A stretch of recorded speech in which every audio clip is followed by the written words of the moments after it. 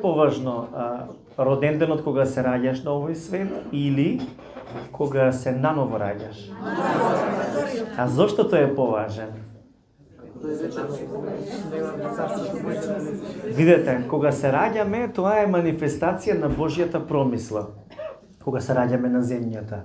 А кога се ново раѓаме, тоа што е? Тоа е манифестација на Божјиот благодатен дар. Тоа е тој скапоцен Божји благодатен дар. Зашто во Римјани 6 глава вели зашто плата за грев е смртта, а Божјиот благодатен дар е живот вечен во Христос Исус. И затоа кога се раѓаме во Христос, кога сме новородени, ние тогаш го примаме тој Божји благодатен дар и кој што Господ верувам дека го преумножи, односно допре не само го промени мојот живот, туку допре и до мнозина за кое што дава она што го спомнавте, ветер во грбот. Тргнувам од сам себе си, што мене ми дава ветер во грбот? Знам дека Господ ме сака, знам дека Господ е со мене, дека ми го отвара патот, дека се бори за мене, дека го исправа патот пред мене. Но што е тоа кое што ме воведува постојано да ја имам таа сила, таа љубов? Тоа доаѓа од Светиот Дух. Навистина не можеш да го заработиш, тоа доаѓа од Господ. Но основата кога ќе размислиме на тоа како треба нашиот христијански живот да тече, да се одвива, го откриваме во Словото и за тоа Слово сакам вечерва да зборувам.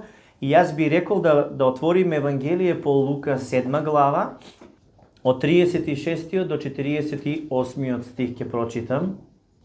Вели, еден фарисеј го покани Исуса на вечера во својот дом. Тој дојде во куќата на фарисејот и седна на трпезата. Одеднаш се појави една жена, позната грешница.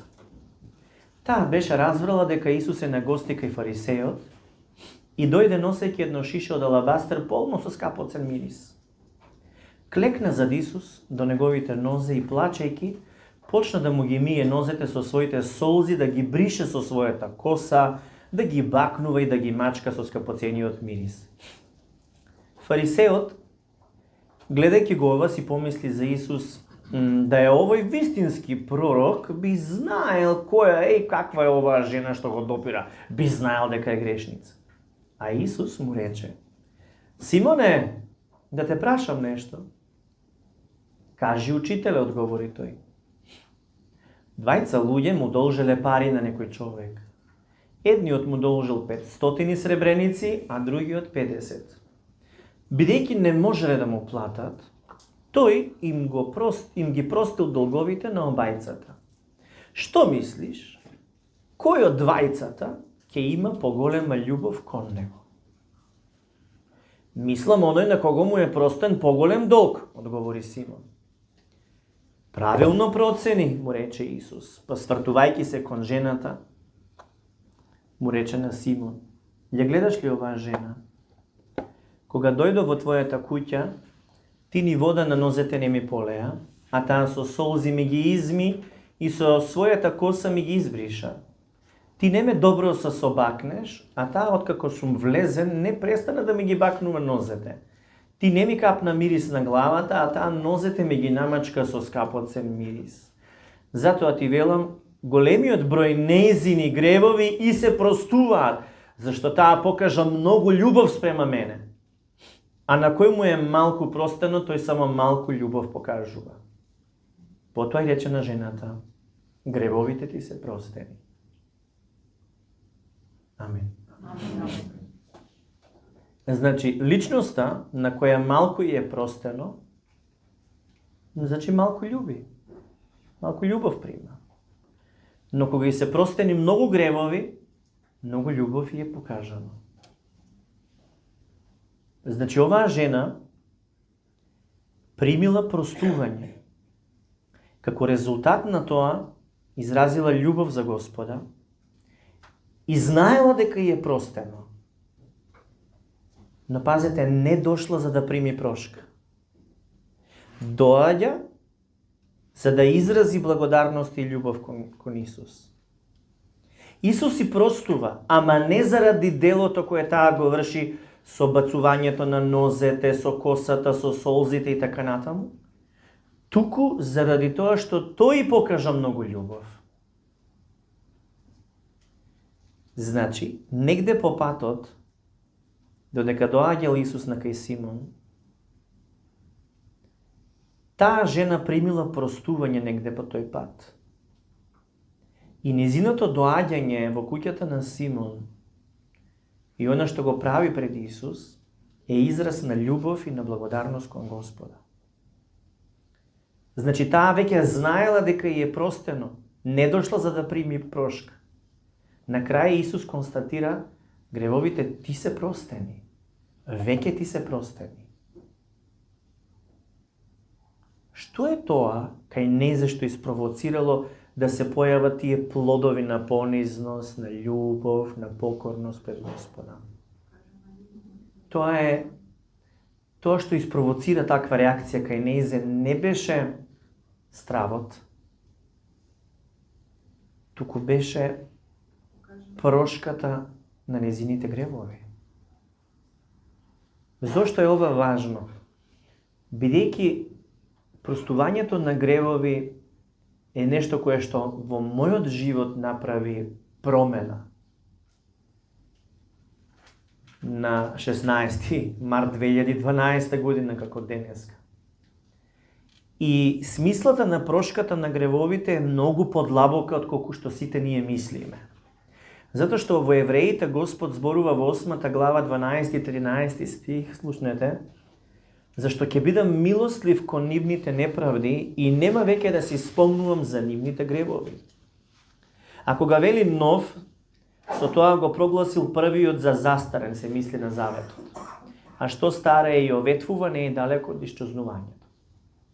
Значи, што кажува Господ во целата глава Евреите 8 глава за воспоставувањето на новиот завет, дека ќе постави нов завет со својот народ и потоа вели и ќе бидам милостив кон нивните неправди и нема веќе да си спомнувам за нивните гревови. Ние често пати си ги спомнуваме нашите гревови, нашите пропусти, нашите лоши искуства од животот, тргнувам од сам себе. Ама Господ многу пати ми имаше потено, ако јас ги заборавив твоите гревови, зошто ти ги памтиш? Во случајот, ние за простувањето на гревовите мислиме дека тоа е само еден почетен старт, еден почетен момент од каде ние кога ќе поверуваме во Христос и како потоа продолжуваме во животот, си мислиме дека Господ постојано не наблюдува каде ќе сгрешиме, каде нема да сгрешиме. Ако сгрешиме, дека ќе не обвини, ни следува казна и последици за тоа што сме направиле грешка. Не наблюдува како се однесуваме, не ги знае маните. Си мислиме дека ќе не обвине кога пак ќе паднеме. И зошто ова е погрешно што ви го кажувам? Дека не треба така да го мислиме тоа. Бидејќи фокусот на нашата свесност се гревовите и грешките, наместо да биде Божјата љубов. Повеќето мислат дека Бог ги простува гревовите кои што се извршени во текот на животот само до моментот кога ќе се прими Исус Христос за свој Господ и Спасител. И од тогаш понатаму веќе почнува стандардот не смеам да грешам, не смеам ова, слушате внимателно. Но Исус Христос во Словото пишува дека ги простува сите наши гревови. Сите наши гревови. Под сите ние ги подразбираме од наша гледна точка, ги подразбираме само дотогаш сторените гревови кои што сме ги вршеле. И затоа една жена кога му простува на мажот што ја изневерил, таа му вели: ти ги простив сите грешки и гревови кои ми ги направи, сета прелюба ти ја простив.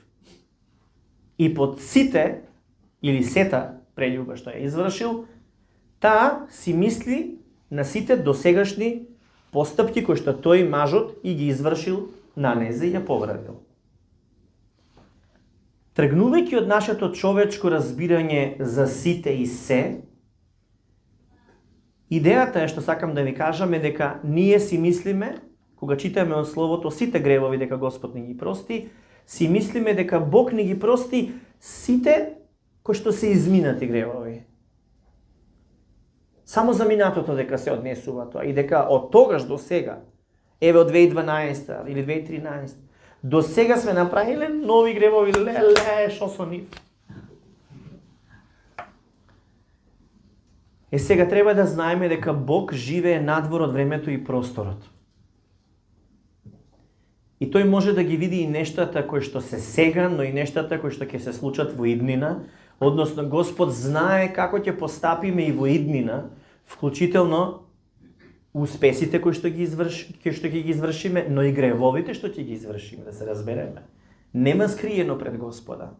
И кога Господ вели сите, тоа треба да ни биде и да ни даде поголемо разбирање, кое што вклучува дека Господ ни ги простува сите минати, сегашни, но и идни гревови. Дека сите тие ни ги простува. Зошто е ова важно? Затоа што само Бог може да ги прости сите гревови, без разлика од која сезона и од кој период од нашиот живот се вклучени тие сите гревови. Тоа значи, она што го прочитавме, му се простува многу. На оно што му се простува многу, многу љубов му е покажано. Така да на мене ми е простено многу и многу љубов ми е покажано. И исто како на таа жена, на која што Господ и прости многу гревови. И сакам да истакнам дека Исус не дојде да ги направи лошите луѓе добри да бидат. Исус дојде на овој свет да ги направи мртвите луѓе живи за Господа. Во Колосјаните во 2 глава, 13-14 стих вели вака: Вас кои бевте мртви, какви? Мртви во престапите и необрезанието на вашето тело, ве оживе заедно со него, простувајќи ни ги сите наши престапи. Колку? Како? Сите наши престапи. И вели, на тој начин што го избриша дејството кое со своите одредби беше против нас. Го отстрани од среде нас, приковувајќи го на крст. Значи, секој грев, секој престап кој што го извршивме, што направи Господ? Не оживе заедно со Христос, простувајќи ни ги сите наши гревови, престапи, на тој начин што го избриша тоа дејство. Како? Го отстрани од нас, приковувајќи го на крстот на Исус. Дали под сите наши престапи и гревови се мисли на само до тогашните што сме ги извршиле гревови пред да го избереме Исус? Од Божја перспектива, кога Господ вели сите гревови, тоа значи сите гревови. Значи, тој гледа и во твоето идно време, бидејќи тој го знае и бројот на нашите денови, колку ќе живееме. Тој знае како ќе се одвива се во нашиот живот. Фактички Господ вели, јас ги ставив сите твои гревови врз мојот син на крстот кој што висеше за тебе, и тој ја плати цената за твоето простување, за твоята прошка. Тој плати за твоето искупување. Тој страдаше под осуда, под суд, заради тебе и твоите престапи, твоите гревови. Тој го зема сето тоа за тебе, за ти да не бидеш осуден. Така ли е? Зошто е ова важно да ми кажете дали е така? Бидејќи ова значи дека истиот грев или истиот криминал во Божите очи не може два пати да биде наплатен. Истиот грев кој што го вршиме не може два пати да биде наплатен, еднаш во телото на оној кој што се даде за тебе, за мене тоа е Исус, а потоа и во твоето тело. Често пати се мисли дека заради гревот што си го сторил доаѓа болест. И затоа многу луѓе мислат, Господ го казнува човекот. Меѓутоа, фактите се други библиските факти. Не може за истиот грев да падне жртва, тоа е Исус. И сега дополнително за овој нов грев што си го направил, тој па да биде наплатен во твоето тело со болести. Не може за исто злосторство два пати да се наплатува. Затоа Господ го овозможи тоа простување преку Исус за никогаш, ама никогаш повеќе да не сме обвинети. И ова словото го пишува во Римјани 8 глава 1 стих. И сега нема никакво осудување за оние кои се во Исус Христос, вели словото. Амин. Значи, Господ ги прости кои? Сите наши гревови. А по тоа се подразбираат и минатите, и сегашните, и идните. Како се наплатени? Со крвта на Исус. Божјата перспектива, значи, не е човечка. Човек гледа по лице, ама Бог гледа внатре, во срцето, така, и тој се знае. Значи, човечкото се, или човечките сите гревови, под сите нашиот збор, на разбирање е перспектива која што ние гледаме во сфера во која што може нешто да се одмери, да се изброи. Додека од Божја гледна точка зборот сите гревови ги вклучува сите во било која сезона и време од твоето постоење. И сега прашањето е дали веруваш во ова дека сите гревови ти се простени. Затоа што ако веруваш, тоа прави револуција во тебе. Затоа што христијаните имаат теоретско разбирање за прошката на гревовите и затоа упорно грешат. Бидејќи кога го нема спознанието за простувањето на гревовите, тогаш не е скршен јаремот на гревот кој што притиска како вина, како осуда, те мава во главата, те тишти во срцето. На тој начин човек како ќе ја искуси Божјата љубов кога постојано е под вина, под пресија, под осуда? Не можеш ти да ја чувствуваш љубовта на Господ кога не си свесен дека се ти е простено. Те демне таа вина. Но кога знаеш дека ти се простени сите гревови, тоа носи полетност, леснотија и љубов. Ако веруваш во тоа. Тоа е радосната вест, смислата на радосната вест. Значи, ние го љубиме Бог, бидејќи Тој прво нас не возљуби. И оваа вистина треба да се живее секој ден. Зошто? Затоа што на оној на кого му е опростен или ослободен долгот, на него, значи, му е покажано многу љубов. Многу големо простување. Сега секој ден од вас си знае кој што правил во животот.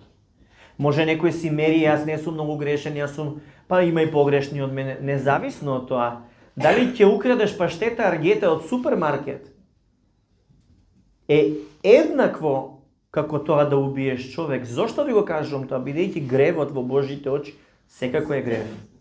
И секако треба да биде наплатен. Единствено средство на кое што е дадено за наплата и чистење на нашите гревови, тоа е жртвата на Исус и неговата пролеана крв. Затоа кога ние ја примаме прошката од Исус за нашите гревови, треба да живееме секој ден во таа вистина, апсолутно секој ден во таа вистина, да си припомнуваме за тоа што Исус направи за нас. При извршување на некоја грешка, некој грев ќе направиш. Што тебе би ти дало кураж? Што тебе би ти дало увереност и смелост да отидеш во присуството на Бога пред неговиот престол на благодата и да се молиш и да го славиш? Што тебе ќе ти даде кураж?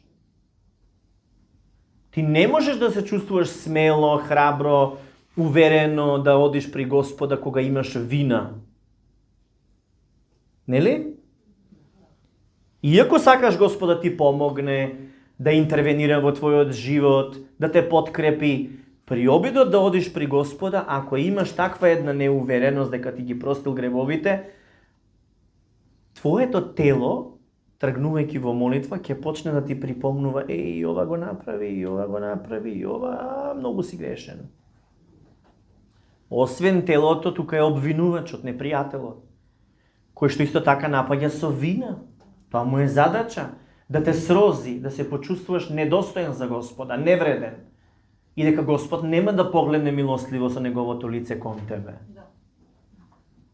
Но што се случува кога пак се знае вистината од Библијата, дека нас ни се простени гревовите? Тогаш имаме смелост да чекориме напред и да трчаме при Господ кога ни се случува некој колапс. Но најчесто таа вистина не се живее.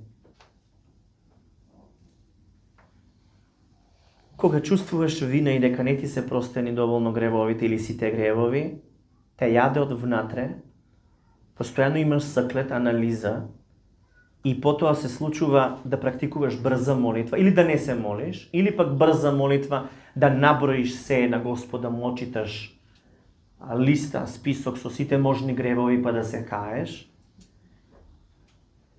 Па после тоа се повлекуваш и се зафаќаш со некои други работи и само чекаш да помине. И не можеш да се препуштиш во присуството на Господ и неговата љубов кога те мачи од внатре сето она што го чувствуваш заради сторен грев. Некогаш е полесно да се излезе на кафе со некого, пријатели на кафе, излегуваш со нив и ти е убаво 2 сата минат овака, дури сакаш уште да трае, се чувствуваш безбедно, се чувствуваш лесно, тоа е обкружување каде што не те судат, ти прифаќаат каков што си, не ти ги гледаат твоите грешки, не ги знаат твоите гревови, лесно ти е да си со нив, нема да те обвинат, нема да те казнат. И затоа со пријателите можеш 2,5 сата да ги поминеш, ама со Господ ти е тешко повеќе од пола сат да поминеш. Зошто не е така во релацијата со Господ? Некој може ќе рече зашто Господ е праведен и свет, па не може да прифати кога јас сум грешен и да ме прифати во неговото присуство.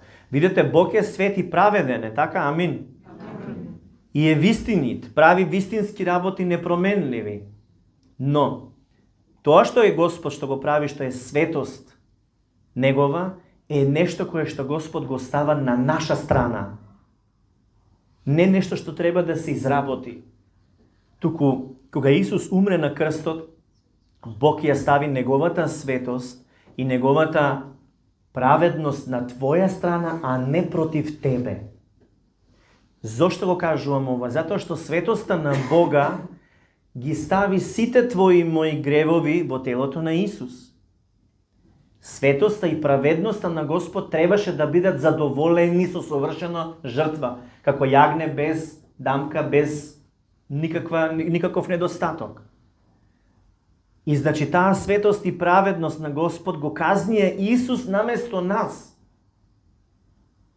Наместо тебе, наместо мене, бидејќи тој ги понесе, Словото вели, сите наши гревови и беззаконија. И токму бидејќи тој беше казнет за нас, целосно се наплати се на крстот, Исус извика, се сврши. И тоа е кажано во свршен чин, односно како нешто кое што нема да се повтори повеќе. Значи повеќе нема да се повтори тој откупителен чин кој што Исус веќе го изврши. Дали се разбираме?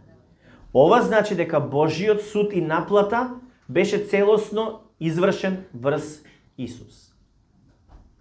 Затоа денеска светоста и праведноста на Господ знаеме дека е задоволена преку жртвата на Исус, со пролевањето на Исусовата крв и со тоа, пазете внимателно, со тоа се задоволија сите Божји барања за таа Божја светост и праведност да биде во нашиот живот присутна. Значи не треба сега ние нешто да правиме за да се оправдаме пред Господ и да сме во светост. Туку, веќе таа светост и праведност од Исус се на наша страна, затоа што сите барања да тоа биде задоволено во нашиот живот е постигнато преку жртвата на Исус.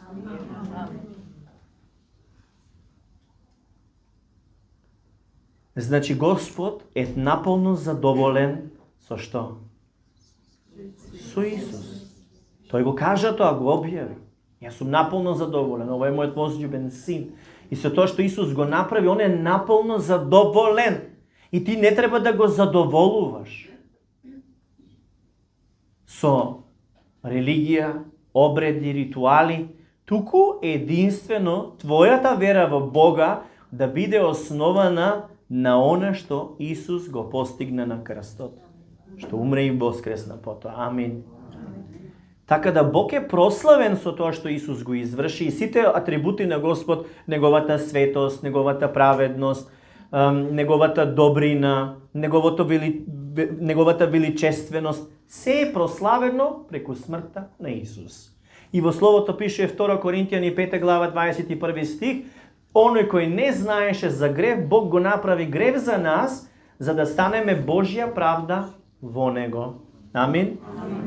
И затоа денес, за Бог да е праведен и да е фер, не те казнува ако ти веруваш во Исус и ако веруваш дека Тој ги зеде твоите болести, слабости, твоите гревови, дека ги зеде на крстот и целосно ги исчисти сите твои гревови од кои што нели ти со кои што ти се бореше. Сега, ако целосно се довериш на Бога, на Исус Христос, со вера во Него, нема да почувствуваш казна за гревовите што си ги извршил или да искусиш ефектот на како последица на гревовите. Како што порано се случувало. Ова е таа вистина што сакав да ја споделам, бидејќи тоа треба да се живее, бидејќи таа вистина ослободува. А ако не се живее таа вистина, тогаш не се оди по вистинскиот пат. И вистината определува дали се на вистинскиот пат или на патот на заблудата. Ако не се живее вистината, тогаш се оди по широк пат, по различни пати. И тоа значи да не искусиш Исусовата љубов. Сега, познавањето на оваа вистина за простувањето на гревовите ги носи сите благослови во нашиот живот. Ви го кажувам, бидејќи јас сум очевидецот на тоа. Дека оваа вистина, верувајќи дека Господ ми ги прости сите гревови и дека ме помаза и дека ме води Неговиот Свети Дух, беше клучно во мојот пат со Него. Сите ме обвинуваа после тоа. Сите, од пријатели, од теолози, од свештеници, ја не најдов човек да ме охрабри. Единствено се случуваше Неговиот шепот во моето срце да ме охрабри и да ме научи дека треба само да простам и погледот да ми е во Него. Но клучно беше присуството на Неговата љубов, која што немаше да ја искусувам, доколку постојано ме демнеше вината дека не сум достоен. Јас знаев дека не сум достоен. Но има нешто повеќе од моето сознание, тоа е крвта на Исус. Преку таа крв Господ ме постави да бидам достоен за да го вршам Неговото дело со помош на Светиот Дух. И зошто ви го кажувам ова? Затоа што ако оваа вистина ја живеете, дека ви се простени ама сите гревови, тоа ги носи благословите во нашиот живот и ќе се тргне сета некомплетност која што ја чувствувате, која ве прави да се чувствувате виновни, слаби, недоволно добри, недоволно достојни за Бога. Ако такво нешто пак негувате во вас, тогаш тоа ќе поттикне развој на суета во вас. Ако ти се чувствуваш некомплетен, недоволно добар, недоволно достоен, прво е лажна скромност, тиштење, ама тоа потоа ќе избие со потребата да се надополните, да се издигнете, формирајќи гордост и суета, развивајќи себичност, лицемерие и отсуство на љубов, па и отсуство на сочувство кон луѓето. Дали разбирате? Човек кој што нема сочувство за луѓето и нема љубов за луѓето, веќе е во зоната каде што го стврднал своето срце. Може да се прикаже дека е верник, ама тој може да биде само имидж, стил. Дали разбирате? И тоа му се случува на човек кој што не ја живее оваа вистина дека му се простени сите гревови. Како недостаток на тоа да ја искуси прошката во себе, мама комплекси на ниска вредност, што ги избива со висока вредност. Надменост, ароганција, високо мислење за себе си, кажување овој треба, оној треба и така натаму. Јас бев човек кој што беше со високо умие во New Age-от. Кога Господ го спознав и ми се објави, кога ми ја објави неговата љубов и ја вкусив, ме доведе до степен да се понизам, да научам еден нов начин на размислување и живење, но преку неговата љубов, што значително во мене пулсираше како прошка на гревовите. И тоа не го искусува секој верник во црквата. И затоа тие прачки се откинува, бидејќи не пребиваат во Христос. Он вели, останете сврзани за мене, пребивајте во мене, кој што значи во неговата љубов и не прави плодни за слава на Господа. Но тој што не пребива во таа љубов, не го познава Господа. И тогаш нема љубов нит за себе, нит за другите. Камуфлажата е само лажна побожност. Одржавањето да бидеш помазан и повикан од Бога да вршиш служба и да бидеш прачка накалемена на вистинската лоза која што е Исус, е пред се да се искусува неговата љубов и секогаш се што правиш да правиш низ призмата на тоа што Исус веќе направил за тебе. Твоето срце само така ќе остане понизно и нема да се китиш со своите достигнувања, постигнувања, дипломички и не знам какви нешта. Јас пак напредувам со обуки разни, но тоа мене не ме дефинира како личност. Тоа мене не ме обликува. Мене ме обликуваат рацете на Севишниот. И затоа велам, имајте прогрес и развој, но не заборавајте дека нашата идентификација не доаѓа од она што ние го вршиме и мислиме дека сме, туку доаѓа од она што Господ вели дека сме. А ние сме опростени, избрани Божји народ, кој што ја знае Божјата совршена добра волја за нашиот живот, за нашето постоење. Но дури да е така, ако е така и ако вас ви е простено, вие сте должни да простувате едни со други. Не личи женава што ја спомнав како пример дека е изневерена од мажот. Не личи ако му простила на мажот да го гледа со собнеш цел живот.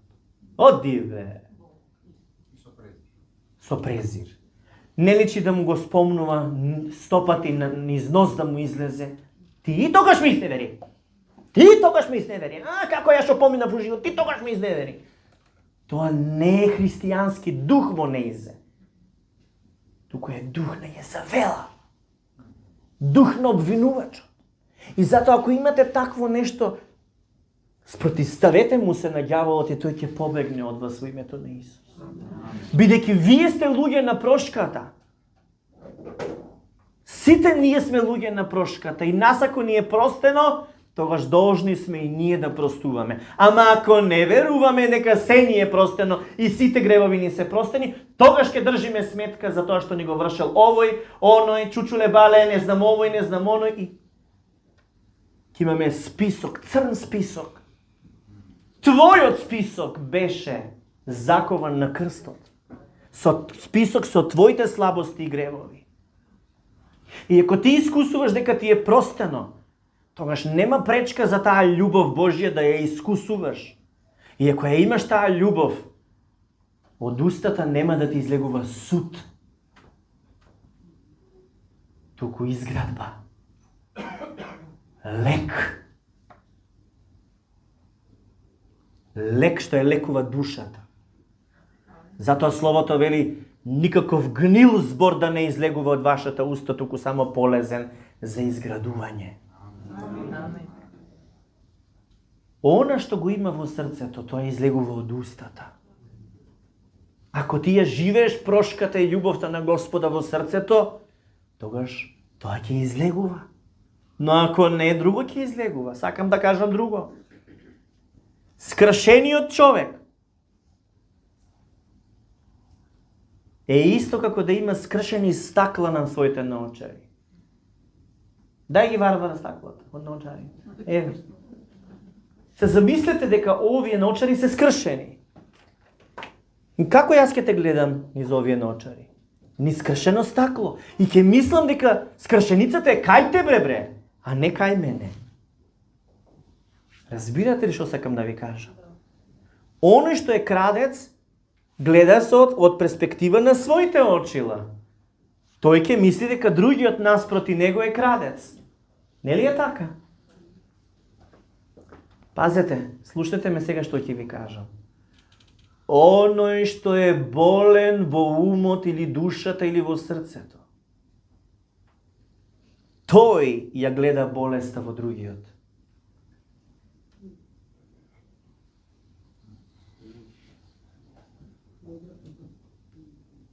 Но оној што секој ден ја искусува љубовта на Исус и целосната прошка, ете тој ја гледа безграничната љубов кон човекот наспроти него.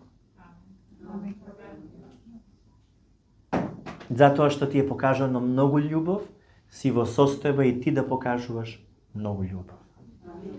Сите ветени бенефити од Бога преку Исус се остварија во нашиот живот, се исполнија. Сите ветувања се дај амин преку Христос. И тие бенефиции што Господ веќе ги вети во Стариот Завет, преку Исус се исполнија. Кој ќе каже амин? Но може да се наша реалност, слушнете ме внимателно, рецептот ви го давам. Може да се наша реалност откако ја живееме вистината за прошката на нашите гревови.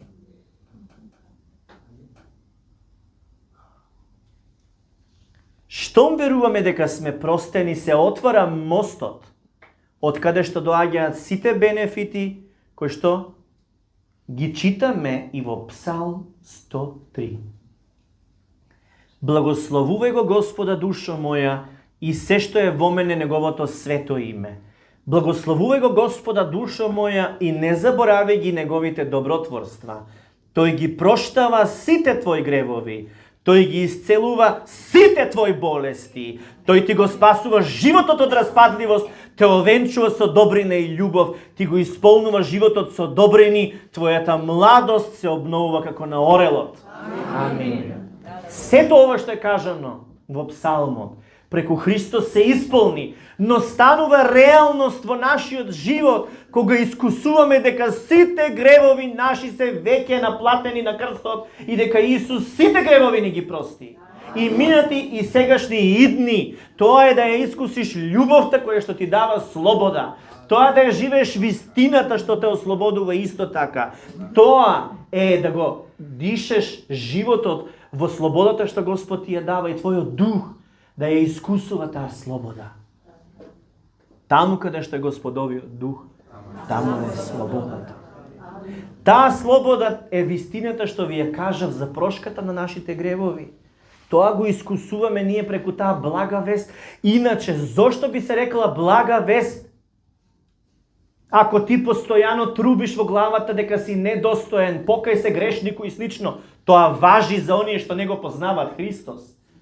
Тие се уште и ден денеска се мачат како последица на нивните гревови да искусуваат разни перипетии низ животот. Но ти не. Тие се уште за нив важи Стариот Завет, ама за тебе некога си во Христос. За тебе важи живата Исусова крв, која зборува погласно од Авеловата во присуството на Господ и вели: оправдан, оправдан, оправдан е овој. Ако ти тоа го живееш од благодарност, не од обврска, ти ќе сакаш таа прошка да ја објавуваш јавно. Јас од благодарност кон Господа не за да се одолжам. Едноставно од радост воскликнуваш кога замисли ќерка ти се мажи. Тајно ли ќе го направиш тоа? Ќути да не чуат комшиите. Како да не чујат комшиите кога е радост през сите цело село, цел град да се весели? Исто и за син ти убаво се случило благослов. Ќе ќутиш ли, ќе молчиш ли? Се разбира дека не. Ќе играш ороморе, ќе ги викнеш сите частовки тука, едно, друго. Кога ќе зимаат невестата или не знам како е редот, нели? Знаете, знам уствари, ама кога ќе дојде моментот за нашите, ќе уште повише ќе знаеме. Ама радост е присутно. Не се прави свадба тивко, нели? Кога јас ја знам и искусувам таа љубов, и дека ми се простени гревовите, па не можам да премолчам. И затоа не се срамам да зборувам. Затоа и јавно истапував и бев предмет на исмевање, на брукање, плукање. Добро де? По кого вика и црка и навредува? Знаете ли по кого? По стариот Константин, кој што ако беше жив, стариот Константин, ќе беше многу повреден. Ама чунки се роди новиот, по Божја волја, не беше се исто. Меѓутоа се учиш како да немаш образ. Затоа што овој образ веќе не го представува стариот Константин, туку го представува Христос во новиот. И затоа искусив победа во се, затоа што он веќе го направи тоа за мене, за нас. Овозможи победа. И кога ти веќе имаш победа над сето тоа што има публика, и некој на стадионот вика уа, а другите викаат јупи или така натаму, тоа уопште нема никакво значење, тоа е ветер. Ехо на прашината од тела, кои што исчезнуваат ако не го спознаат Христос. И затоа не се вртете по ехоата во вашиот живот, кои што ви зборуваат дека сте глупави, недостојни, мизерни, болни. Не се вртете таму. Свртете се само кон Божиот глас. Оти неговиот глас вечно зборува. Вечно е присутен и пулсира во нашето срце и ти тврди и ти вели: ти си моето возлюбено дете. Ете, јас го искусувам тоа од Бога и затоа тоа ви го споделувам. Не е клучот на успехот, победата и пробивот личноста која што е само избрана во смисла решила. Ја да направив избор да одам по овој пат. Но клучно е она што Бог ти го дава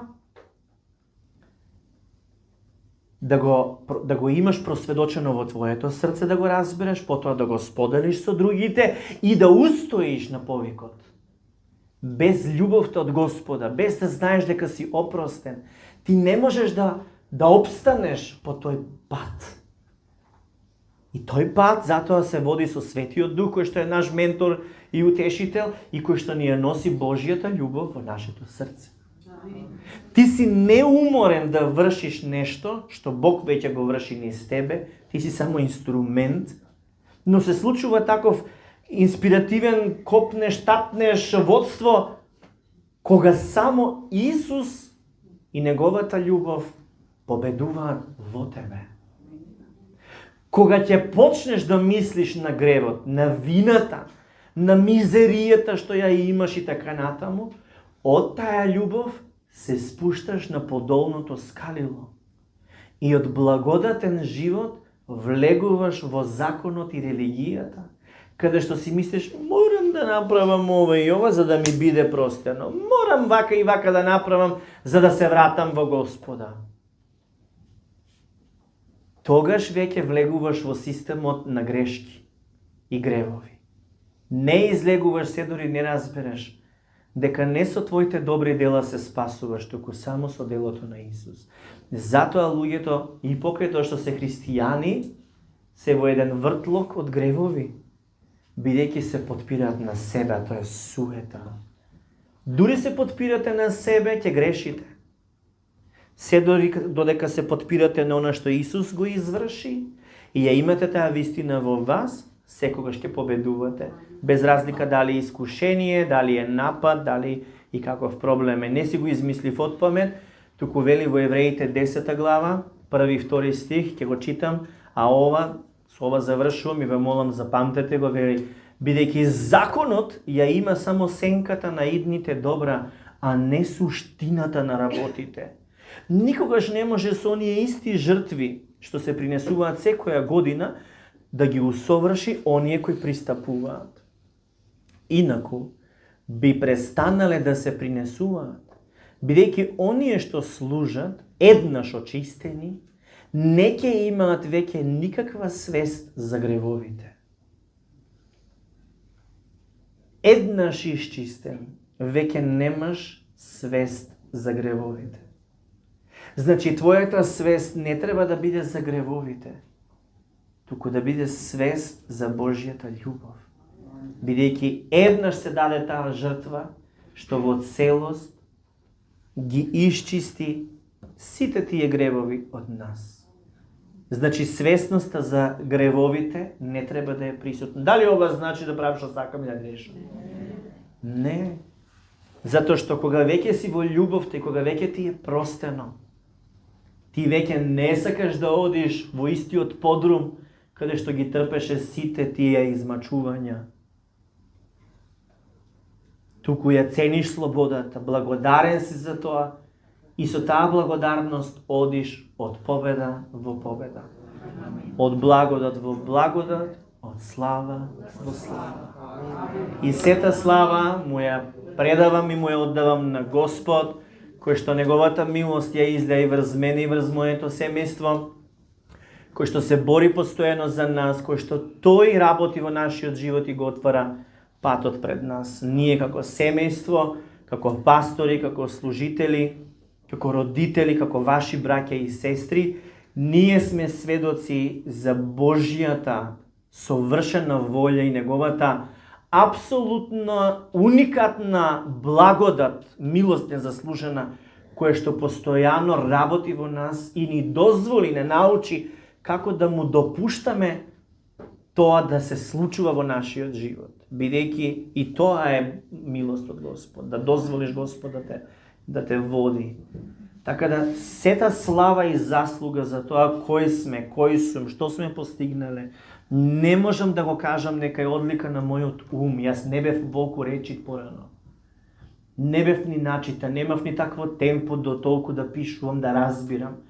Вие знаете, го гледате и прогресот од година во година, тежината и длабочините на проповедите кои се.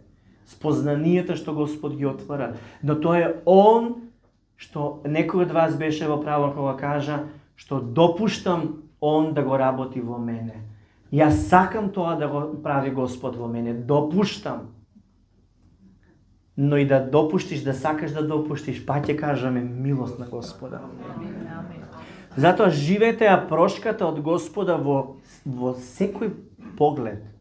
Кога си опростен и кога си во Христос, ти веќе си нова личност, оправдан, опростен, благословен.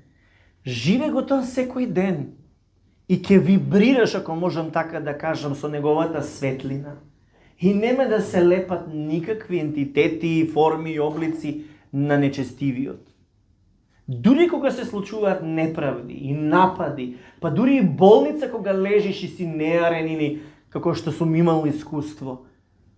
Прво ова да направиме, ова. Само што треба да направиме да одмориме во присуството на Господа, дозволувајќи неговото совршено дело да триумфира врз ситуацијата во која што сме. Неговото искупително дело на крстот да триумфира во ситуацијата во која што си, без разлика дали е банкрот, дали е болка, дали е болест и така натаму. Исус, знајте го ова и запамтете го. Моето сведоштво е за тоа дека Исус Христос е Синот Божи, кој што е наш Господ и Спасител и е жив. Амин. И сета слава Него му припаѓа. Неговиот збор, кој што ми го кажа дека ќе потикнувам верата кај луѓето, а тоа ќе биде мост преку кој тој ќе дојде во нивниот живот и во нивното срце ќе завладее, јас го гледам и тоа се оствари врз сите вас, врз сите нас и врз многу други луѓе. Но пак ќе кажам, тука нема величие мое. Сето величие му припаѓа само на Господ Исус Христос. Амин. И затоа денес кога ве слушав, кажавте многу убави работи. И многу убаво што истакнавте дека не се издигнува човек, туку Божјото дело кое што работи во човекот, за кое што треба да се истакне. Бидејќи навистина е уникатно, гледајќи од една друга странична перспектива, гледајќи го својот живот, навистина е фасцинантно како Господ го движал тој човек константно. Многу пати кога сме се соочувале со некакви ситуации, болежливости и слично, ќе се помолам и Господ ќе ми прозбори се е во ред. И гледам пред мене како се случува тоа се во ред. Он го поставува редот. Оти онен Бог на редот и мирот, и он поставува и ред и носи мир и ги врзуваш, ги поврзуваш стиховите и неговите зборови. Ред и мир, мојот мир ви го давам, да не се плаши срцето ваше, принцот на мирот. И таков мир можеш да искусиш кога се е во ред во животот. Човек од светот да ти позавиди. И има зошто. Но тоа јас го осеќам, затоа и многу вријат и ржат. Но јас го кажувам начинот и патот за тоа, да го имаат во нивниот живот. Само да се прими Исус Христос на престолот на својот живот, да го прославиме како Господ и Спасител и да тргнеме по неговиот пат, да го следиме и да му веруваме. Така да сите плодови, благослови и манифестации на Божјата благонаклонетост доаѓаат едно после друго, како што кажав, сите бенефити се манифестираат откако ти ја искусуваш таа љубов во себе и си, како Јован, чија што глава беше потпрена на Исусовите гради. Слава на Бога.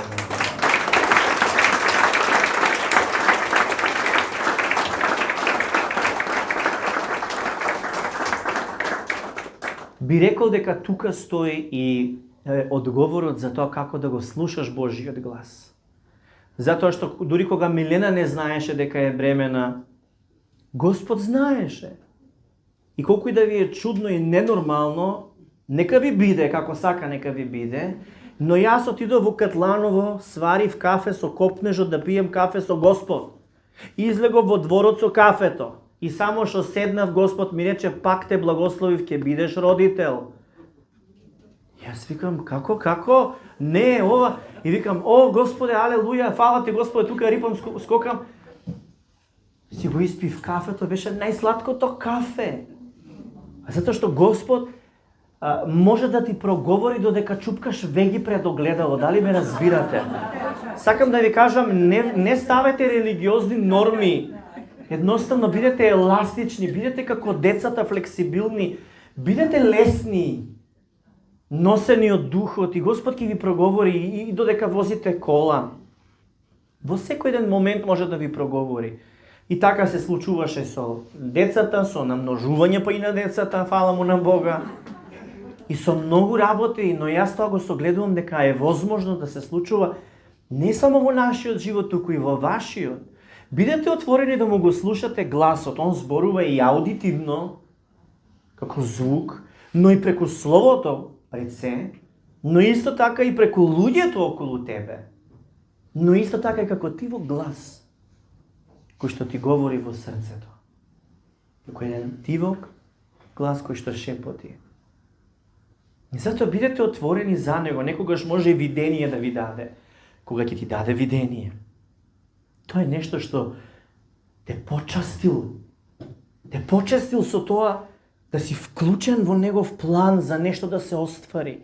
Па скокни, земи ти удел во тоа. И мислата ќе ти доја, ма не можам, не сум достоен, не сум спремен, не сум ова ми што ќе рече, ово што ќе рече, оне Стоп! Shut up, му викаш на умот, да престане. Само Бог е важен. Зашто дури и тие гласови ќе стишат, дури и твојот ум еден ден ќе згасне. Ама неговиот глас ќе остане. И ќе повикува во живот онаму каде што нема живот.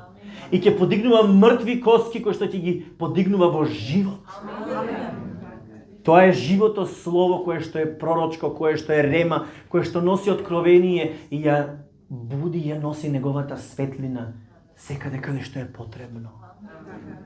Бог ја носи светлината, Он е таа светлина живот одавна. И затоа ние како деца на светлината сме должни да ја шириме таа светлина со неговата љубов, со прошката, со љубезноста, со кроткоста, како што Исус беше, така и ние. Дури кога доаѓа напади, најблиските, со критики, дури кога доаѓаат спомените, кои што ѓаволот ги користи да те демне, да те камшикува, еве, дебела една, себична ни една, мизерен глупак еден, дури тогаш треба да знаеш дека Божиот глас е посилен. И Божиот збор е апсолутен. Зашто Господ го има првиот и последниот збор. Он е почетокот и Он е крајот. Он е алфа и омега. Во Него е нашата надеж. И денеска додека се молев ми кажа, сите оние кои што ја имаат надежта во мене, ќе ги избавам. И прво мислев дека е стих од Библијата. Мислев дека е само за избавување од одредена ситуација. И знаете ли зборот избавам како Господ ми го протолкува? Кренам.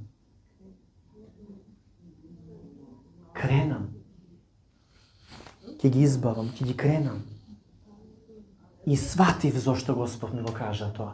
За да и кажам на црквата дека сите кои што се надеваме на Него, Он веќе не избави и само го чекаме моментот да не крене.